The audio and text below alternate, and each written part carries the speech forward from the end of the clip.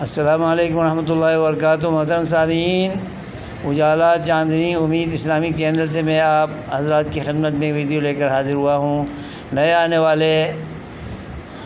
سامعین میرے چینل کو سبسکرائب کریں اور ویڈیوز کو واچ کریں زیادہ سے زیادہ، تاکہ آپ کو ویڈیوز کی سمجھ آئے اور معلومات آپ کے ذہن نشین ہو جائیں۔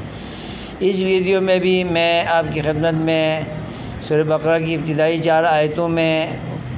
تیسرا لفظ آپ کی خدمت میں رکھ رہا ہوں، جس لفظ مفرد پر اللہ نے تعریفیہ داخل کر کے جس کا معنی استغراق کا ہمیں پہچان کرایا ہے،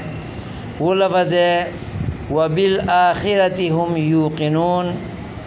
متقین وہ لوگ ہیں جو آخرت کے تمام امور پر، تمام اعتقادی پہلو جات پر اور موت و ما بعد الموت کے تمام ایمانیات پر ایمان رکھتے ہیں، جزوی طور پر نہیں کلی طور پر ایمان رکھتے ہیں، وہی یقیناً متقی ہو سکتے ہیں، اللہ سے ڈرنے والے ہو سکتے ہیں، جو عقائد و اعمال دونوں کے ذریعے اللہ تبارک و تعالیٰ کے حضور اپنا تقوی ظاہر کرتے ہیں، عملی طور پر، اعتقادی طور پر، سوچ اور افکار کو بھی اللہ کے دیے ہوئے دستور کے مطابق، اللہ کی سکھائی ہوئی تعلیمات کے مطابق وہ